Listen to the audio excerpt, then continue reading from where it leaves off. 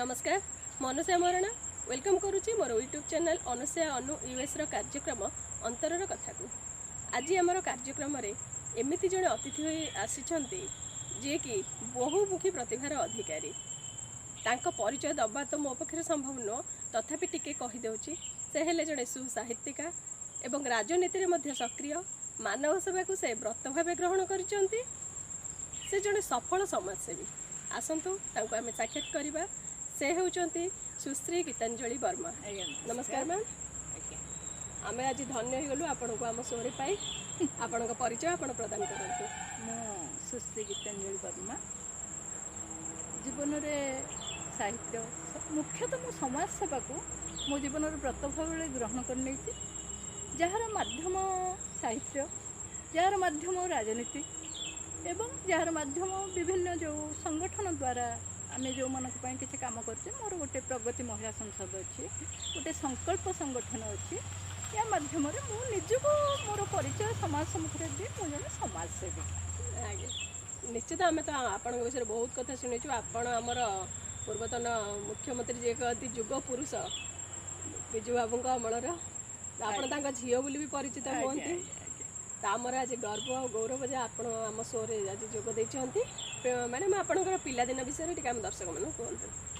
आज्ञा मोर पिलादिन साधारणतः जानते प्रत्येक स्वप्न विलासी बा कवि भावुक चिंताधार मनीष से माने आशायी मनीष से माने साधारण घटना को सबु बेले तीक्ष्ण भाव में अनुधान करती एवं ताकू नहीं कि से समाज सम्मुखें उपस्थापित करती कागज कलम द्वारा। तेणु मो छुआ दिन मो बहुत चिंताशील बहुत समय आकाशर तारा गछर फूल बाटर जाऊला केला केलुणी सब मत प्रभावित करे आ भितर देखे मनीष को भल पाइबा मनीष को बुझा मनीष को विषय चिंता करवा ता सहित मु प्रकृति की बहुत भल पाए गछ पत्र फूल फल या भितर मु हजिए तापर मो पाठ पढ़े। तेणु मु साधारण पिला बेले भी मु बहु माने चिंताशील मत सब चिंता भावुले जे मो परिवेश भितर मो परिवार रे मोर सांगसाथी ये कौन तू कौन गोटे दार्शनिक हो फिलोसोफर हो तेणु मु बहुत समय सब जिनिस को अनुध्यान करने को चिंता करने को बहुत भल पाए। पिलादिन ये पाठ साठ या भितर कटिला ता भितर भी मुझे लेखालेखि करे एवं अन्य पिला केमती साहाय्य क्वेश्चन आप जो लेखालेखि आरंभ कले केबे ठारू कले? मु प्रकृत में कलम धरी 5 वर्ष दिन जत बड़े प्रथम मु कलम धरी से लेखा भी मोर मन अच्छे बड़ ठाकुर हे बड़ भोग खाई होइल कि बाई आ मन पड़ुनी गरीब डाक शुभु ना कि से लेखा मोर मन अच्छे से मु कलम धरी से कलम मोर केबे निश्चल है आज भी मु कलम मो जीवन बंचार मध्यम हो। प्रथम पुस्तक कौन आपंकर?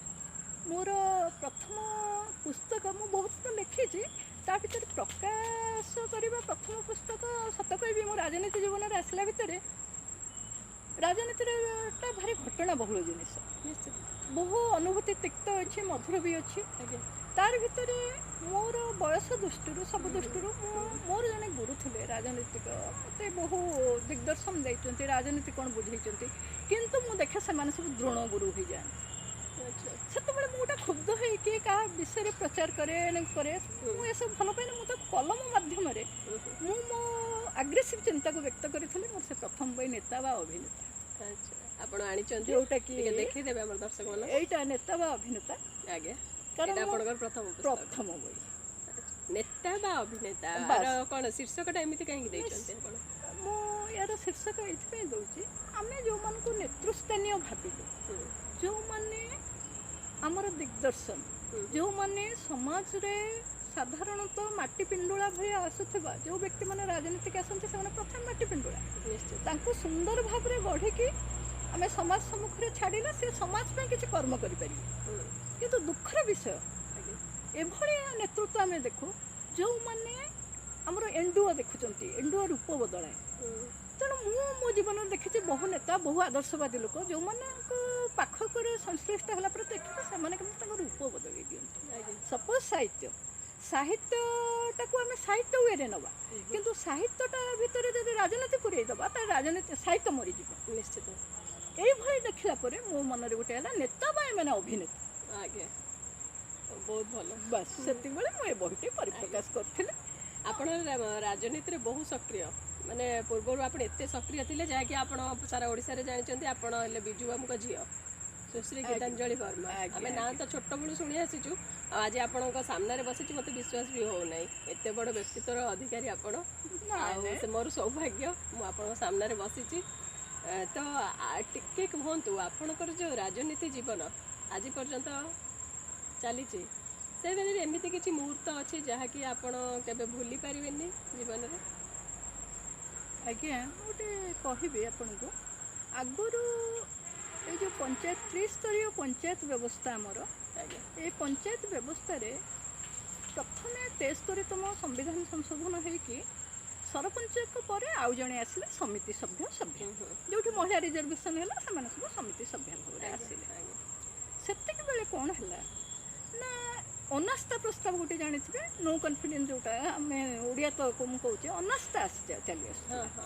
ଜଣେ କିଏ ଆସିଲେ ସରପଞ୍ଚ, ଜଣେ ଇଲେକ୍ଟ ହେଲେ, ସାଙ୍ଗେ ସାଙ୍ଗେ ବର୍ଷକ ପରେ ତାଙ୍କ ପାଇଁ ଗୋଟେ ଅନାସ୍ଥା, ସେ କିଛି ଜାଣିନଥିବେ, ସେ ବିଦା ହେଇଯାଆନ୍ତୁ। ଚେୟାରମ୍ୟାନ୍ ହେଲେ ସେ ବିଦା ହେଇଯାଆନ୍ତୁ। ଏଇଭଳି ଗୋଟେ ଜିନିଷ ହେଲା। ଯେତେବେଳେ ମୁଁ 93 ଆଉ 94ରେ ଯେତେବେଳେ ରାଜନୀତିକି ଆସିଲି, ସେତେବେଳେ ଆମର ଚେୟାରମ୍ୟାନ୍ ଥାନ୍ତି, ମୁଁ ସାଲେପୁର ବ୍ଲକର ପଞ୍ଚାୟତ ସମିତି ମେମ୍ବର, ପ୍ରଥମ ପଞ୍ଚାୟତ ସମିତି ମେମ୍ବର। ସେତେବେଳେ ଆମର ଚେୟାରମ୍ୟାନ୍ ଜଣେ ଥାନ୍ତି ଅଭେଦାନନ୍ଦ ଶତପଥୀ, ବହୁ ଜ୍ଞାନୀ ଗୁଣୀ ଲୋକ, ଏକ୍ସପାୟାର୍ଡ କରିଗଲେଣି ସିଏ। ଏବଂ କିଛି ଲେଡ଼ିଜ୍ ମଧ୍ୟ ଚେୟାରମ୍ୟାନ୍ ହିସାବରେ ଆସିଥିଲେ, ମୋର ସହଯୋଗୀ, ମୋର ବାନ୍ଧବୀ, ମୋର ମନେ ପଡ଼ୁଛି ଆମର ଉତ୍ତର ଓଡ଼ିଶା ଇଏରେ ଜଣେ ସ୍ୱର୍ଣ୍ଣ ବୋଲି ଜଣେ ଲେଡ଼ିଜ୍ ଆସିଥିଲେ। ହଠାତ୍ ସେମାନଙ୍କ ପାଇଁ ଅନାସ୍ଥା ଚାଲି ଆସିଲା। ଅନାସ୍ଥା ପ୍ରସ୍ତାବ ଯେତେବେଳେ ଚାଲି ଆସିଲା, ସେ ଯେଉଁ ଚେୟାରମ୍ୟାନ୍ ଆମର ସାଲେପୁରରେ ଯିଏ ଚେୟାରମ୍ୟାନ୍ ଥିଲେ, ସେ ଭାରି ମାନେ ଟିକେ ମାନେ ଆତ୍ମସମ୍ମାନ ପ୍ରିୟ ବ୍ୟକ୍ତି, ବହୁତ ଟିକେ ଦୁଃଖ କରି ପକେଇଲେ। ଗୋଟେ ଅନାସ୍ଥା କ'ଣ ବର୍ଷେ ପୁରିନି ଅନାସ୍ଥା ଆସିବ, ଏମିତି ଗୋଟେ ଚାଲିଲା ସେତେବେଳେ କଣ୍ଟ୍ରୋଭର୍ସି ଗୋଟେ ଚାଲିଲା ଦଳ, ସେମ୍ ଦଳରେ। ଆଜ୍ଞା, ସେତେବେଳେ ମୋ ମୁଣ୍ଡକୁ କାହିଁ ଷ୍ଟ୍ରାଇକ୍ କଲା, ମୁଁ ବହୁତ ଆପଣଙ୍କ ମୂଳରୁ କହୁଛି ଯେ ମୁଁ ପିଲାବେଳୁ ବହୁତ ଚିନ୍ତାଶୀଳ, ସବୁ କ୍ଷେତ୍ରରେ ମୁଁ ବହୁତ ଜିନିଷଟାକୁ ସମୀକ୍ଷା କରେ ଏବଂ ଚିନ୍ତା କରେ।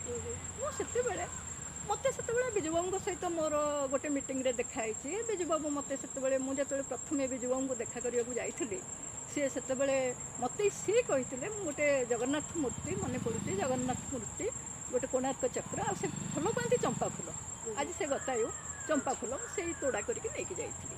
ଏବଂ ତାଙ୍କୁ ଦେଲାବେଳେ ସେ ସେତେବେଳେ କହିଥିଲେ, ଆରେ ମୋ ଝିଅ ନା ଗୀତା। ମୁଁ ସେତେବେଳେ ଜାଣିନଥିଲି ବିଜୁ ପଟ୍ଟନାୟକଙ୍କ ଝିଅ ଗୀତା ମେହେଟା ବୋଲି, ପରେ ଜାଣିଲି ଗୀତା ମେହେଟା। ଆଜ୍ଞା, ସେ ଗୀତା ମେହେଟା ବୋଲି ମୁଁ ଜାଣିନଥିଲି। ପୂର୍ବରୁ ପଟ୍ଟନାୟକ ଥିଲେ। ହଁ, ଗୀତା ମେହେଟା, ମୁଁ ସେତେବେଳେ ମଧ୍ୟ ତାଙ୍କୁ ଜାଣିନଥିଲି। ସିଏ ମୋତେ ଧରି କହିଲେ, ମୋର ଗୋଟେ ଝିଅ ଗୀତା, ତୁ ହେଲୁ ଆଉ ଗୋଟେ ଝିଅ ଗୀତା। ମୋ ସହିତ ଭାରି ଡେୟାରିଂ ଥାଏ, ହସି କହିଲେ, ମୁଁ ମୁଖ୍ୟମନ୍ତ୍ରୀ ଝିଅ ହେବାକୁ ଚାହେଁନି। ତାଙ୍କ କଥା ଏମିତି। ସିଏ ସବୁ କହିଲେ, ଶଳା ମୁଖ୍ୟମନ୍ତ୍ରୀଟା କିଏ, ତୁ କ'ଣ ବିଜୁ ପଟ୍ଟନାୟକ ଝିଅ? ଆଉ ସେଇଦିନ ମ୍ୟାଡ଼ାମ୍ ମୋ ଭିତରେ ଗୋଟେ କାହିଁ ଅନ୍ତର୍ନିହିତ ଗୋଟେ ଭାବ ଆସିଲା, ବିଜୁବାବୁ ଓଡ଼ିଶାକୁ ଭଲ ପାଉଛନ୍ତି, ମୁଁ ବି ଓଡ଼ିଶାକୁ ଭଲ ପାଇବି, ମୋ ଶକ୍ତି ଅନୁସାରେ ମୁଁ ଓଡ଼ିଶାରେ କିଛି କରିବି। କ'ଣ କଲି ନ କଲି କହିପାରୁନି। ଏଇ ଯେଉଁ ଘଟଣା ଆପଣ କହିଲେ ଇମ୍ପୋର୍ଟାନ୍ସ, ମୁଁ ତାକୁ ସେ ସମୟ ଅନୁସାରେ ମୁଁ ଗୋଟେ ପଞ୍ଚାୟତ ପ୍ରତିନିଧି ଥାଏ, ବିରାଟ କିଛି ମନ୍ତ୍ରୀ ଏମଏଲ୍ ନଥାଏ, ମୁଁ ବିଜୁବାବୁଙ୍କ ପାଖକୁ ଗଲି, ଏଇ ନୋ କନଫିଡେନ୍ସ ଆରାଇଜ୍ ହେଇଛି। ମୁଁ କହିଲି ଆଜ୍ଞା, ତାଙ୍କୁ ଯାଇ ବୁଝେଇକି କହିଲି, ମୁଁ କହିଲି ଆଜ୍ଞା, ଜଣେ ଜନପ୍ରତିନିଧି ହେଲା, ବହୁ କଷ୍ଟ ଭିତରେ ଇଲେକ୍ଟ ହେଇକି ଆସିଲା, ସେ ବର୍ତ୍ତମାନ ଘର ଜାଣିନି, ତା ଅଫିସ୍ ଜାଣିନି, କ'ଣ ହେଇଛି ଜାଣିନି, କିଛି ଆରମ୍ଭ କରିନି। ତେଣୁ ଲୋକଙ୍କର ଆସ୍ଥା କେମିତି କଟିଲା ତାଙ୍କଠୁ? ଜଣେ କର୍ମ କଲେ ଆସ୍ଥା ଅନାସ୍ଥା କଥା ଉଠେ, ସଫଳତା ବିଫଳତା ଉଠେ। ପରେ ପରେ ଆଜ୍ଞା ଆପଣଙ୍କୁ କହୁଛି, ଆଜି ସେଇଠି ବିଜୁବାବୁ ଆମେଣ୍ଡମେଣ୍ଟ କଲେ। ଆମେଣ୍ଡମେଣ୍ଟ କରିକି କ'ଣ କଲେ ନା 2 ବର୍ଷ ନହେଲେ କୌଣସି ଜନପ୍ରତିନିଧି ବିରୁଦ୍ଧରେ ଅନାସ୍ଥା ପ୍ରସ୍ତାବ ଆସିପାରିବନି।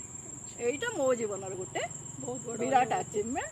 ଏବଂ ଯେଉଁ ଅଭେଦାନନ୍ଦ ଶତପଥୀଙ୍କ ପାଇଁ ଆପଣଙ୍କ ପାଇଁ ତ ନୁହେଁ, ଏଟା ପୁରା ସାରା ଆମର ସମାଜ ପାଇଁ, ମୋର ଏଥିରେ ଥିଲା ଭୂମିକା। ଏବଂ ସମସ୍ତେ ଜାଣନ୍ତି ଯେଉଁ ଆମର ଯେଉଁ ସାଲେପୁର ତତ୍କାଳୀନ ଯେଉଁ ଚେୟାରମ୍ୟାନ୍ ଥିଲେ ଅଭେଦାନନ୍ଦ ଶତପଥୀ, ତାଙ୍କ ପାଇଁ ଯେଉଁ ନୋ କନଫିଡେନ୍ସ ଆସିଥିଲା ଏବଂ ବହୁତ ଲେଡ଼ିଜ୍ ସେତେବେଳେ ମେମ୍ବର ଥିଲେ, ମୁଁ ସେମାନଙ୍କୁ ଏକଜୁଟ କରି ଅନାସ୍ଥା ପ୍ରସ୍ତାବଟା ଭାରି କ୍ରିଟିକାଲ ଜିନିଷ। ସଫଳ ହେଲେ ଅନାସ୍ଥା ପ୍ରସ୍ତାବ ତାଙ୍କ ବିରୁଦ୍ଧରୁ ଗଲା, ସେ ଆସ୍ଥା ଭାଜନ ହେଇକି ପୁଣି ଚେୟାରମ୍ୟାନ୍ ହେଇକି ତାଙ୍କ ସମୟ କାଳ ସାରିଲେ, ଏବେ ଗତାୟୁ ହେଇଗଲେଣି।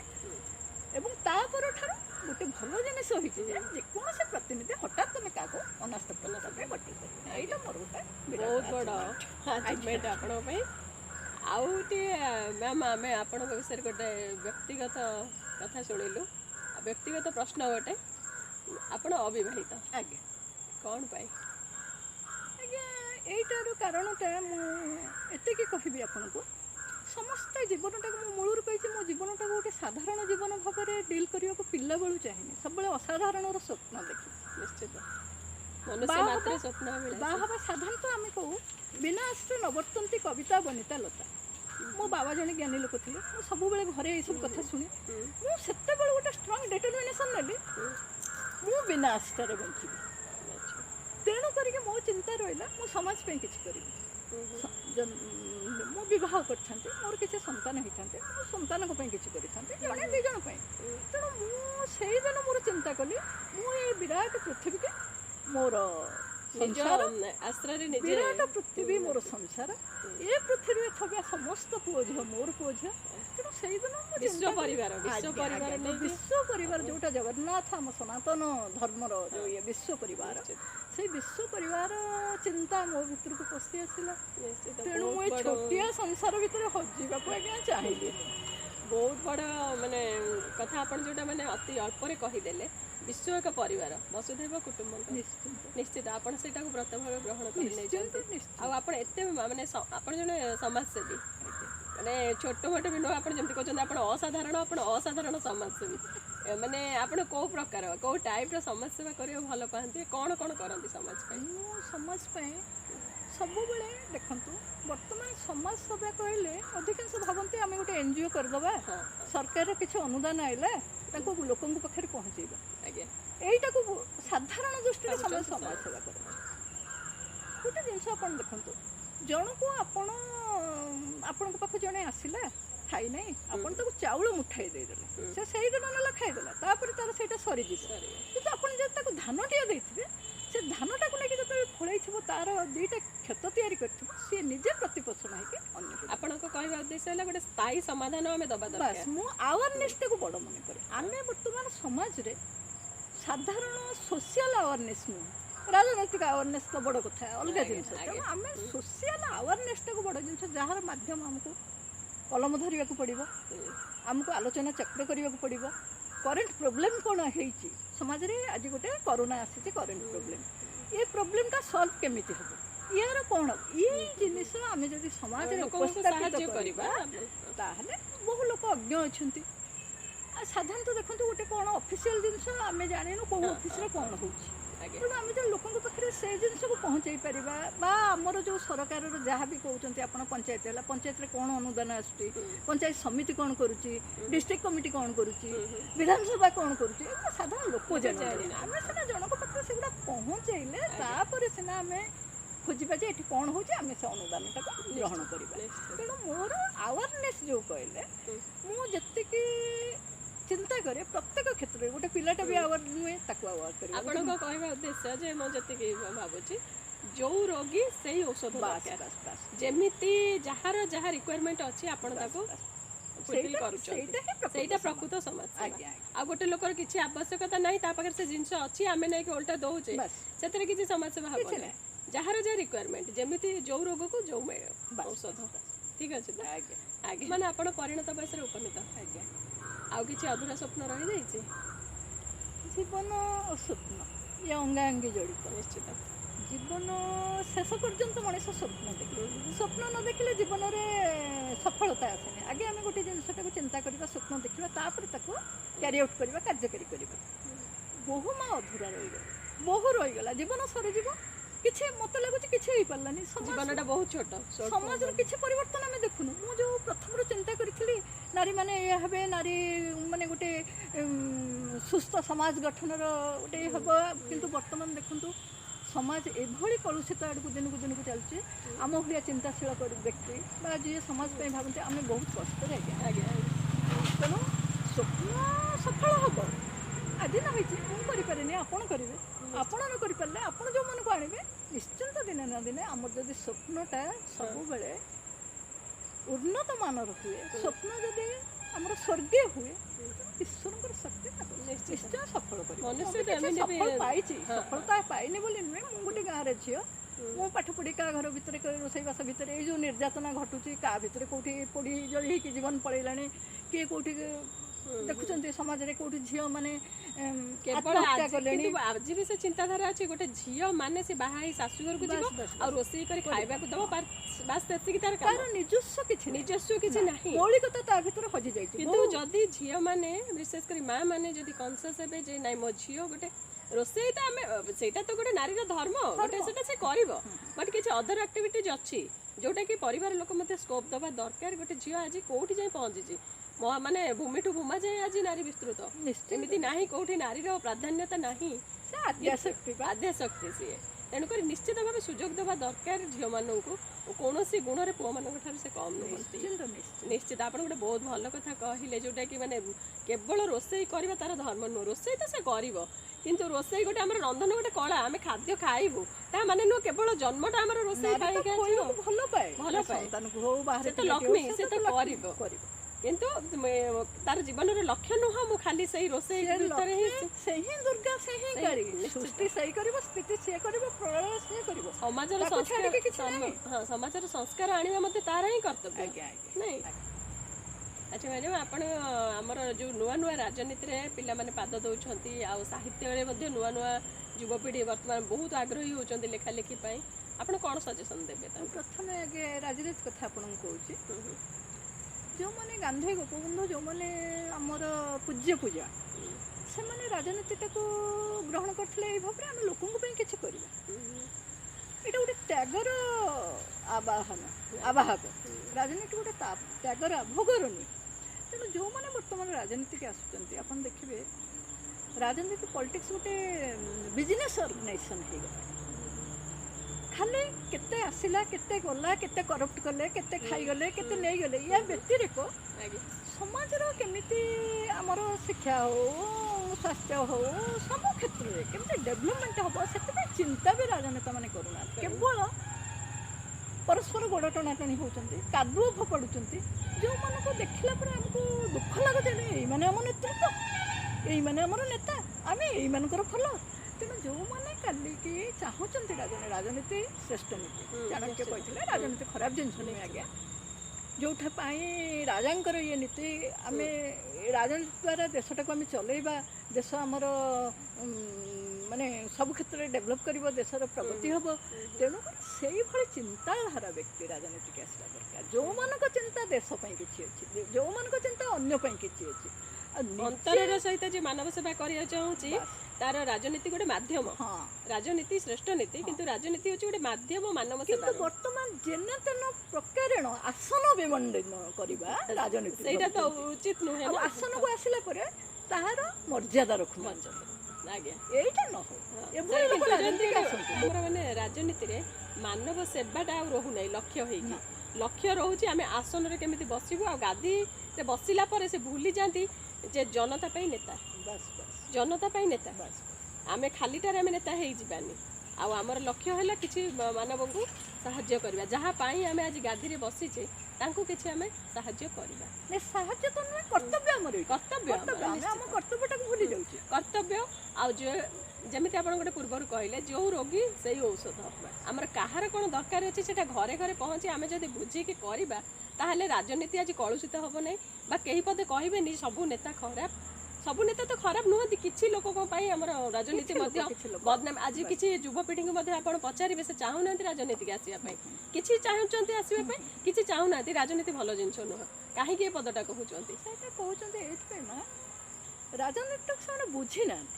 ରାଜନୀତିଟାରେ ନାଇଁ ମା, ସିଏ ଏଇଥିପାଇଁ କହୁଛନ୍ତି ଯେ ଯେଉଁ ଆମର କିଛି ଆପଣ ଯେମିତି କହିଲେ ଗାଦିରେ ବସିଲା ପରେ ଗାଦିର ସେ ରଖୁନାହାନ୍ତି ମର୍ଯ୍ୟାଦା, ଆଉ ଯେଉଁଥିପାଇଁ ଯେଉଁ ଲକ୍ଷ୍ୟ ନେଇ ଗାଦିରେ ସେ ବସିଛନ୍ତି ସେ କାମଟା ସେମାନେ ସବୁବେଳେ ନକାରାତ୍ମକ ଜିନିଷଟା ଦେଖିଲେ। ସକାରାତ୍ମକ ଜିନିଷଟା ଯେଉଁଟା ବ୍ୟାକ୍ରେ ରହିଯାଉଛି ସେଇଟା ଆମେ ସମାଜର ପୃଷ୍ଠଭାଗକୁ ଆଣିପାରୁନେ। ତେଣୁ ସାଧାରଣ ପିଲାମାନେ ଯେଉଁଟା ହିଁ ଦେଖିଲେ, ଆଖି ଆଗରେ ଯେଉଁଟା ପଡ଼ିଲେ ସେଇଟା ସେ ଗ୍ରହଣ କରିନେଲେ। ଠିକ୍ ଅଛି ମା, ବହୁତ ଭଲ କଥା। ଆଉ ଯେଉଁ ଆମର ନୂତନ ପିଢ଼ି ଆସୁଛନ୍ତି ସାହିତ୍ୟ କ୍ଷେତ୍ର, ସାହିତ୍ୟ କଥା କହୁଛନ୍ତି। ସାହିତ୍ୟ ସମାଜର ମୁକୁଟ, ସଂସ୍କୃତିର ମଧ୍ୟ ଆବାହକ। ସାହିତ୍ୟ ସମାଜରେ ପ୍ରତିଫଳିତ ହୁଏ। ତେଣୁ ଯେଉଁ ସାହିତ୍ୟିକ ମାନେ ଆସୁଛନ୍ତି ସେମାନେ ନିଜକୁ ପ୍ରତିଷ୍ଠା କରିବା ପଛରେ ଗୋଡ଼ାନ୍ତୁ ନାହିଁ। ମୋତେ କିଏ ଫୁଲମାଳ ଦେବ, ମୋତେ କିଏ ସାର୍ଟିଫିକେଟ୍ ଦେବ, ସମ୍ବର୍ଦ୍ଧନା ଦେବ, ମୁଁ ଏ ଜିନିଷ ଲେଖିବା ମୋର ଧର୍ମ। ମୁଁ ସବୁବେଳେ କୁହେ ଲେଖିବା ମୋର ଧର୍ମ। ତାକୁ କିଏ ପଢ଼ୁ ନ ପଢ଼ୁ ମୁଁ ଚିନ୍ତା କରେନି, କିନ୍ତୁ ଯିଏ ପଢ଼େ ସିଏ ମୋର ବନ୍ଧୁଟିଏ ପାଲଟିଯାଏ। ତେଣୁ ସାହିତ୍ୟ ସେଇଭଳି ହେଉ ଯାହାକି ସାହିତ୍ୟର ଆଉ ଗୋଟେ ଜିନିଷ ରହୁଛି ସ୍ୱହିତ ସାଧନ କରିବା। ସ୍ୱ କେବଳ ଆମେ ନିଜ ନୁହେଁ, ସମାଜଟାକୁ ଆମେ ନେଉଛେ। ଯେହେତୁ ସାହିତ୍ୟ ସମାଜର ମୁକୁର, ଯେଉଁଟା ସମାଜର ହିତ ସାଧନ କରିବ ସେଇଭଳି ଲେଖନୀ ଆମର ଚାଲେ ହେଲା, ନିହାତି ଚାଲିବ। ବହୁତ ଭଲ କଥା ମ୍ୟାମ୍ କହିଲେ ଆପଣ। ମାନେ ବହୁତ କିଛି ଶିଖିବାର ଅଛି ଆପଣଙ୍କ ଠାରୁ। ମୁଁ ଆଜି ମାନେ ବହୁତ ଖୁସି ଲାଗୁଛି ଆପଣଙ୍କ ପାଖରେ ମୁଁ ବସିଛି, ମୋର ଭାଗ୍ୟ। ଆଉ ଆପଣ ଆଜି ପରିଣତ ବୟସରେ ଉପନୀତ ହୋଇସାରିଛନ୍ତି। ଆପଣ ତ କହିସାରିଛନ୍ତି ଆପଣଙ୍କର ସ୍ୱପ୍ନ। ତଥାପି ମୁଁ ଭାବୁଛି ଆପଣ ଯେ ପର୍ଯ୍ୟନ୍ତ ଭଗବାନ କରନ୍ତୁ ଆପଣ ଦୀର୍ଘାୟୁ ଶତାୟୁ ହୁଅନ୍ତୁ, ଆଉ ସୁସ୍ଥ ଦୀର୍ଘ ନିରାମୟ ଜୀବନ ଆମେ କାମନା କରୁଛୁ ଜଗନ୍ନାଥଙ୍କ ପାଖରେ। ଆଉ ଗୋଟିଏ କଥା ଆପଣ କୁହନ୍ତୁ, ଆମର କାର୍ଯ୍ୟକ୍ରମଟି କେମିତି ଲାଗିଲା ଆପଣଙ୍କୁ? ଏ କାର୍ଯ୍ୟକ୍ରମ ମୋତେ ବହୁତ ଭଲ ଲାଗୁଛି, କାରଣ ଆପଣ ମୋ ଝିଅ ବୟସର ଏବଂ ମୁଁ ଚାହୁଁଥିଲି ଏଇଭଳି ମହିଳାମାନେ ସବୁ ବାହାରନ୍ତୁ, ଯେଉଁମାନେ କି ମୋର ଲାଗୁଛି ମୋତେ ଯେମିତି ଲାଗୁଛି ମୁଁ କିଛି ଗଛ ଲଗେଇଥିଲି ଫଳ ଫଳୁଛି, ସେଇଭଳି ମୋତେ ଆତ୍ମସନ୍ତୋଷ ଲାଗୁଛି। ମୋର ଯେଉଁ ଅଧୁରା କାମ ମୁଁ ଆଜି ଚିନ୍ତା କଲି ସେଇଟା ଅନୁସାରେ ମ୍ୟାଡ଼ାମ୍ କରିବେ। ଏଇଟା କମ୍ ଆନନ୍ଦର କଥା ନୁହେଁ, କାରଣ ଆମେ ପରସ୍ପର ପରିପୂରକ। ନିଶ୍ଚିତ ସମାଜରେ ଯଦି ଏଇଭଳି ମହିଳା କିଛି ଆସନ୍ତି ଏ ସମାଜ ଖୁବ୍ ଶୀଘ୍ର ପରିବର୍ତ୍ତନ ହେଇଯିବ, ଆଉ ଆନନ୍ଦର ସୁଅ ଛୁଟିବ। ନାରୀ ସବୁବେଳେ ଆନନ୍ଦ ବାଣ୍ଟି ଶିଖିଛି। ନାରୀ ତ ଲୁହକୁ ପିଇଯାଏ କିନ୍ତୁ ହସଟାକୁ ବାଣ୍ଟେ। ନାରୀ ଲୁହଟା ଯେଉଁ ପ୍ରକୃତ ନାରୀ ଜଣେ ସେ ଲୁହ ଦେଖାଏନି, ସେ ସବୁଟାକୁ ପିଏ କିନ୍ତୁ ହସଟାକୁ ବାଣ୍ଟେ। ମୁଁ ଆଜି ସେଇଆ ଅନୁସୟା ଦେବୀଙ୍କ ପାଖରେ ଦେଖୁଛି ଏବଂ ମୋତେ ଏତେ ଭଲ ଲାଗୁଛି। ଗୋଟେ ଆଗାମୀ ସୂର୍ଯ୍ୟ ଉଦୟ ହେଉଛି। ମୋ ଅଞ୍ଚଳର ଝିଅ, ମୋ ଅଞ୍ଚଳର ବୋହୂ, ୟାଠାରୁ ବଡ଼ କଥା ଆଉ କ'ଣ ଥାଏ? ଧନ୍ୟବାଦ ମ୍ୟାମ୍, ଆପଣ ସେମିତି ଆଶୀର୍ବାଦ କରନ୍ତୁ। ଆଉ ମୁଁ ଆଉ ମୋର କାର୍ଯ୍ୟକ୍ରମ ଏମିତି ଆଗକୁ ଚାଲୁଥାଉ। ନିଶ୍ଚିନ୍ତ ମୁଁ ସେଇଟା ଜଗନ୍ନାଥଙ୍କ ପାଖରେ ପ୍ରାର୍ଥନା କରୁଛି। ଧନ୍ୟବାଦ। ସବୁ ସେଇ ଜଗନ୍ନାଥଙ୍କର ଆଶୀର୍ବାଦ ଆଉ ଆପଣମାନଙ୍କର ଗୁରୁଜନମାନଙ୍କର ଆଶୀର୍ବାଦ। ଆଉ ଆମର ଆପଣ ଏତେ ସୁନ୍ଦର ଲେଖାଲେଖି କରନ୍ତି। ଗୋଟେ କବିତା ପଢ଼ିକି ଆମର କାର୍ଯ୍ୟକ୍ରମ ଶେଷ କରିବା। ଆଜ୍ଞା, ମୁଁ ଯେଉଁ କବିତାଟି ପଢ଼ିବି ବୋଲି ଆବୃତ୍ତି କରିବି ଆପଣଙ୍କ ଆଗରେ ସେଇଟା ଭାବୁଛି। ତାକୁ ମୁଁ ଏ ବୟସରେ ଲେଖିନି। ମୁଁ ଯେତେବେଳେ ଥାର୍ଡ଼ ଇୟର୍ରେ ପଢ଼ୁଥିଲି, ଅନୁଟା କିଶୋରୀଟିଏ ଥିଲି। ଆଚ୍ଛା, ସେତେବେଳେ ଆମର ବିଷୁବ ମିଳନ ହୁଏ ପ୍ରଜାତନ୍ତ୍ର କମ୍ପାଉଣ୍ଡରେ କଟକରେ। ଖୁବ୍ କମ୍ ଲୋକ ସେ ଜାଗାକୁ ଯାଆନ୍ତି, ବଡ଼ ଜ୍ଞାନୀମାନେ ଯାଆନ୍ତି। ମୋର ଯେହେତୁ ସ୍ୱପ୍ନ ଥିଲା ମୁଁ ଏଗୁଡ଼ା ସବୁ ଖୋଜି ବୁଲିକି ସେଠି ପହଞ୍ଚିଯାଏ। ମୁଁ ସେଠିକି ଯାଇଥିଲି, ସେଇଦିନ ଏ କବିତାଟି ପଢ଼ିଥିଲି। ସେତେବେଳେ ଗତାୟୁ ହୋଇଗଲେଣି ଆମର ରଙ୍ଗନାଥ ମିଶ୍ର, ସରୋଜ ଦାସ ଥାନ୍ତି ବିଶ୍ୱ ମିଳନ କମିଟିର ସଭାପତି। ଏବଂ ସବୁଠାରୁ ଗୋଟେ ବଡ଼ ଆନନ୍ଦ କଥା, ଆଜି ମୋର ମେମୋରି ସ୍ମୃତି ପଟରେ ଝଲସି ଉଠୁଛି। ମୋର ଯେଉଁ ମହିଶ୍ୱତା ଦେବୀ ଅଛନ୍ତି ତାଙ୍କର ବାପା ରାଜକିଶୋର ରାୟ, ସିଏ ଫ୍ରଣ୍ଟରେ ବସିଥାନ୍ତି। ସେତେବେଳେ ମୁଁ ଛୋଟ ପିଲା, କାହାକୁ ଚିହ୍ନିନି। ମୁଁ ଯେତେବେଳେ କବିତାଟି ପଢ଼ିକି ଆସିଲି ସମସ୍ତେ ମୋତେ ଅନେଇଲେ ଏବଂ ସିଏ ମୋତେ କୁଣ୍ଢେଇ ପକେଇଲେ, କହିଲେ ମା ତୁ ଏ କବିତା ଲେଖିଛୁ, ତୁ ଶବ୍ଦରୁ ଆରମ୍ଭ କଲି, ତୁ ଏକୁ ଲେଖିଛୁ? ମୁଁ କହିଲି ହଁ, କାରଣ ସେତେବେଳେ ସବୁ କ'ଣ ଅନ୍ୟମାନେ ଲେଖିଦିଅନ୍ତି କି ଆବୃତ୍ତି କରେ। ମୋ ପାଖରେ ବି ବହୁତ ଆସନ୍ତି, ମୁଁ ଲେଖିକି ବି ପିଲାଙ୍କୁ ଦିଏ, ଖୁସି ହେଇକି ଆବୃତ୍ତି କରନ୍ତି। ମୁଁ ସେଇ କବିତାଟା ପଢ଼ୁଛି ଆପଣଙ୍କ ଆଗରେ ଆବୃତ୍ତି କରୁଛି। ସେ କବିତାର ଶୀର୍ଷକ ହେଲା ଦୁଃଖ ମୋ ନିଜସ୍ୱ। ମୁଁ ଆଜି ଶିଳାଖଣ୍ଡେ କେଉଁ ଏକ ଭଗ୍ନ କୋଣାର୍କର, ଅଧା ଅଙ୍କା ଜୀବନ ଛବି ମୁଁ କେଉଁ ଏକ ଶିଳ୍ପୀ ତୋଳିର। ଯାତ୍ରା ମୋର ଥିଲା କେଉଁ ଦୁରନ୍ତ ଦ୍ୱୀପକୁ, ଆଶା ଥିଲା ଆଣିବି ମୁଁ ହୀରା ନୀଳା ମୋ ବୋଇତ ଭରି। ଦିଗ୍ଭ୍ରାନ୍ତ ମନ ମୋର ପହଞ୍ଚିଲା ଶେଷେ ଯାଇ ସାହାରା ମରୁରେ। ହୀରା ନାହିଁ ଲୀଳା ନାହିଁ ଏଠି ଅଛି ଖାଲି ଚୁନା ଚୁନା ବାଲି। ମୋ ଆଖିର ସ୍ୱପ୍ନ ସବୁ ଝରିଗଲା ଏ ମରୁରେ ଲୁହ ହୋଇ। ମୋ ମନ ବୀଣାରେ ଆଜି ମୋ ସୁର ଖାଲି ତ୍ରାହି ତ୍ରାହି। ଆଖି ଆଗେ ମୃଗତୃଷ୍ଣ ଡାକେ ମୋତେ ହାତ ଠାରି। ପିଠିରେ ମୋ ବେଦନାର ଭୋଜ ନପାରେ ଆଗକୁ ଚାଲି। ତଥାପି ବି ଜୀବନରେ କେତେ ମାୟା କେତେ ଯେ ମମତା, ଜାବୁଡ଼ି ଧରି ମୁଁ ଚାଲେ ଯାହା ଏକ ଯନ୍ତ୍ରଣାର ରକ୍ଷତା। ମୁଁ ଆଜି ଅଭିନେତ୍ରୀ, ମୋ ଜୀବନ ନାଟକର ଅଭିନୟ ଖାଲି ମୋର, ହସିବାକୁ ବୁକେ ଭରି ବେଦନାର ଭାର। ମୁଁ ଆଜି ଖୋଳୁଛି ନିଜ ପାଇଁ ନିଜେ ହିଁ କବର। ଆଶା ସ୍ୱପ୍ନ କାମନା ବାସନା ସବୁଥିର ସମାଧି ମୁଁ ରଚି। ଉଚ୍ଚାରିବି ନିଜ କଣ୍ଠେ କାମନାର ବାରିରେ ଶାନ୍ତି ମିଳେ ନାହିଁ। କାମନାର ବିନାଶରେ ଦୁଃଖର ବିନାଶ। କିନ୍ତୁ ହେ ବନ୍ଧୁ, କାମନା ଆଉ ଜୀବନ ନୁହେଁ ତ ଅଲଗା। ତେଣୁ ଏ ଜୀବନ ପରି ଦୁଃଖ ମୋ ନିଜସ୍ୱ। वाह बहुत सुंदर मैम बहुत सुंदर माने आपण बहुत माने कम शब्द रे जीवनर निच्छक सत्यटा कहीदेले धन्यवाद मैम आपण आम शो रे जोग आज्ञा, देथिबारु आज्ञा। नमस्कार देखिले तो आम सह आज थिले बहुमुखी प्रतिभार अधिकारी तांकर परिचय से निजे प्रदान कले से आमर पूर्वतन मुख्यमंत्री श्रीजुत विजु पट्टनायक झील कहले अत्युक्ति हेब नहीं तांकर झील हेले गीता पट्टनायक बा गीता मेहता आउ आमर मैडम हेले सुश्री गीतांजलि वर्मा बिजु बिजु बाबू मध्य तांको झील बोली संबोधन करथिले तांको आज आम शो रे पाइक आम शो तो धन्य हो गला मु पुणी थरे आसीबी आउ जड़े प्रतिभा को नहीं से पर्यंत मत विदाय दिंतु रही नमस्कार।